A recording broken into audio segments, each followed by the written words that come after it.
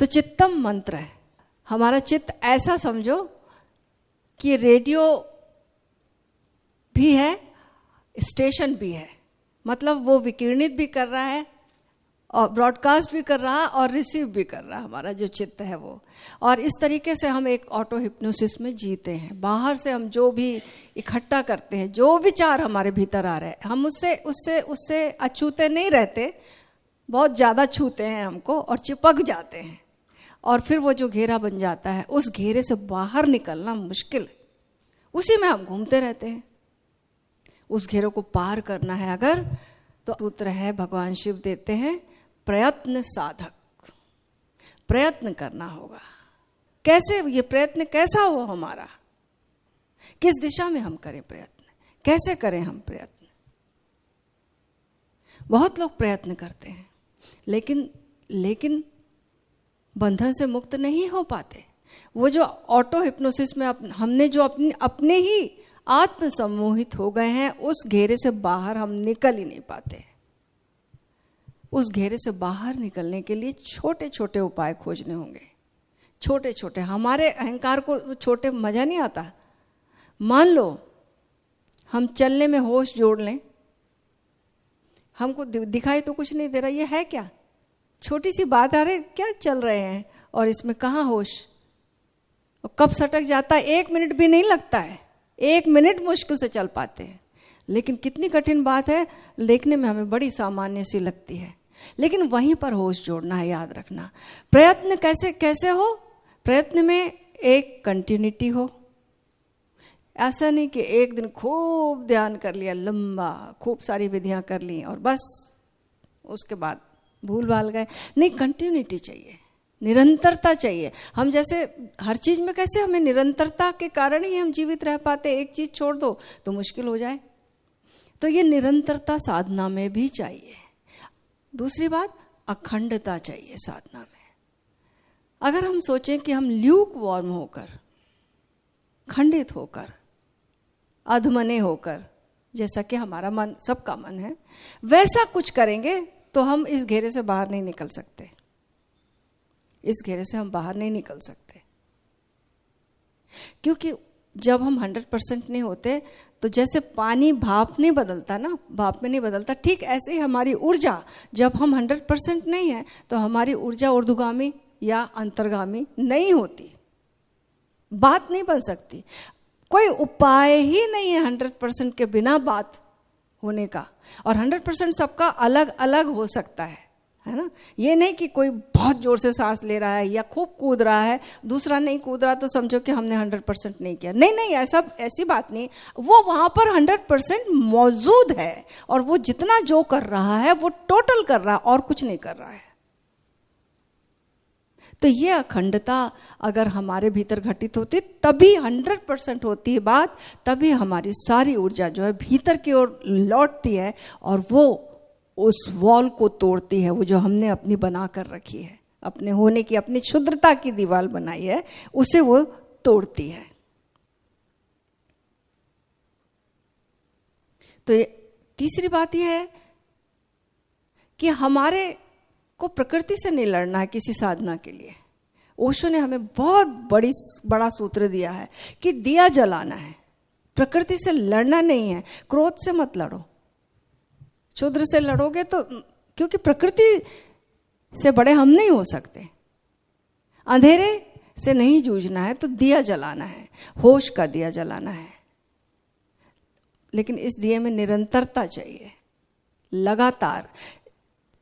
ऐसे समझो, निरंतरता ऐसी कि एक उदाहरण से कि एक बार एक प्रयोग किया गया, 2 पॉट रखे गए और उसमें मछलियों को पाला गया।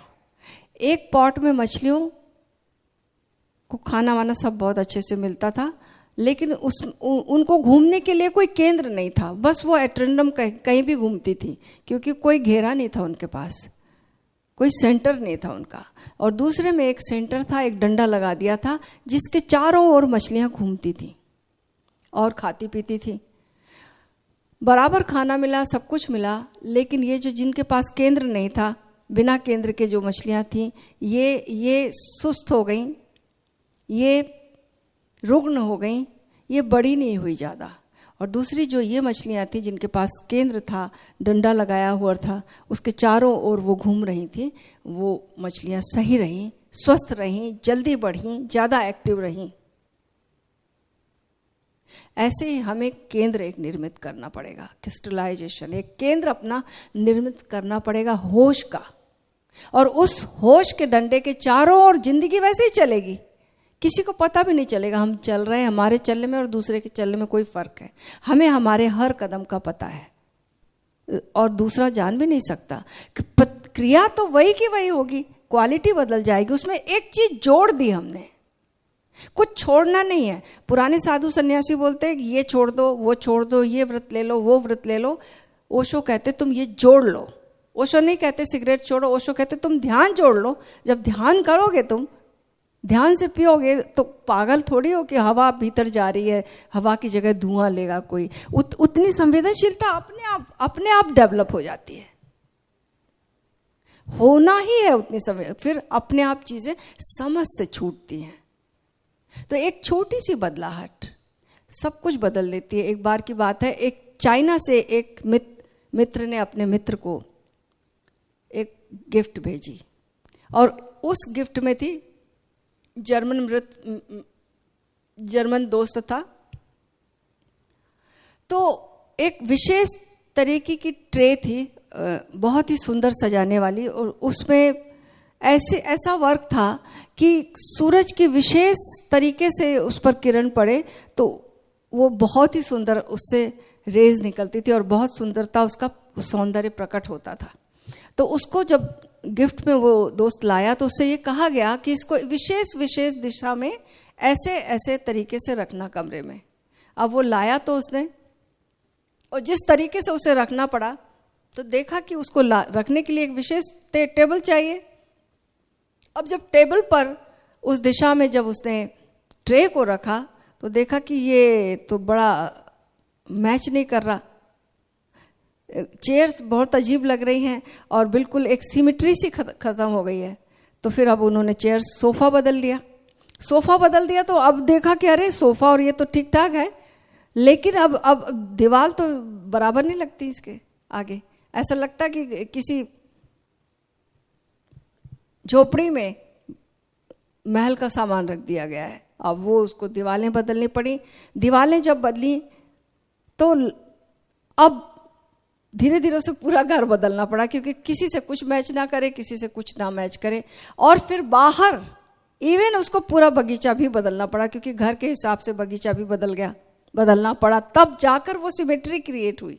एक छोटी सी बहुत ही कीमती सी गिफ्ट थी उसके लिए वो, और उसे ठीक करने के लिए, उसे ठीक से रखने के लिए, उसे सिमेट्री में रखने के लिए, उसके सौंदर्य को प्रकट करने के लिए उसको सब कुछ बदलना पड़ा, उसे एडजस्ट करने के लिए। तो एक छोटी सी बदलाहट पूरे घर को सुंदर कर दिया, पूरे घर को नया कर दिया, पूरे घर का रिन्यूअल हो गया, सुंदर हो गया, महल बन गया वो। तो ठीक ऐसे ही हमारी एक छोटी सी जागरूकता ना हमारे पूरे जीवन को रूपांतरित कर देती। पता भी नहीं चलता, धीरे धीरे ये काम होता, कब हो रहा ये पता ही नहीं चलता और पूरा जीवन बदलता जाता है। ऐसा अगर हम सोचे कि पूरा जीवन बदल जाए अचानक और हम बड़े बड़े बड़े बड़े प्रयास करते रहें, कभी भी नहीं बदलता। छोटी सी और दूसरी बात, समझ भी चाहिए हमारे पास। अगर कंटिन्यूटी भी है, साधना की अखंडता भी है, सब कुछ है, लेकिन अगर समझ नहीं है तो फिर यांत्रिक हो जाएगा सब कुछ, फिर रिपीटिशन हो जाएगा। समझ भी चाहिए जीवन की, समझ, अंडरस्टैंडिंग, डिस्क्रिमिनेशन की जो क्षमता है वो चाहिए। उसके बिना बात नहीं बनती, क्योंकि जीवन का जो आचरण है, जो जीवन जीना है, वहां तो समझ चाहिए ना। बिना समझ के हम उलझाव क्रिएट करेंगे, उलझ जाएंगे। सारा सब कुछ जो भी भीतर से प्राप्त हुआ वो बाहर हमारा सब लुट जाएगा। तो वो एक समझ चाहिए, और कैसे हमें करना है और क्यों करना है। तो समझ के लिए भी हमें ओशो को सुनना, ओशो को पढ़ना, ये जरूरी है। जरूरी है पढ़ना, अध्ययन एक हिस्सा होना चाहिए साधना का। बहुत लोग हैं जो नहीं पढ़ते ओशो को। बहुत लोग हैं, सोचते हैं हमने ओंकार सुन लिया, नाद में डूब गए, समाधि लग गई, अब ओशो को क्या पढ़ना। नहीं, उससे जो समझ जो डेवलप होगी वो जीवन में काम आएगी। जीवन जीने की कला जरूरी है, क्योंकि हम जोरबाती बुद्धा, हम संसार में रहते हैं ना, हम थोड़ी ना हिमालय में जाके रहते हैं। हमें संसार में रहना है। Meditation in the market place, तो उसके लिए समझ चाहिए, ध्यान भी चाहिए और समझ भी चाहिए, ज्ञान भी चाहिए और ध्यान भी चाहिए, दोनों चीजें चाहिए।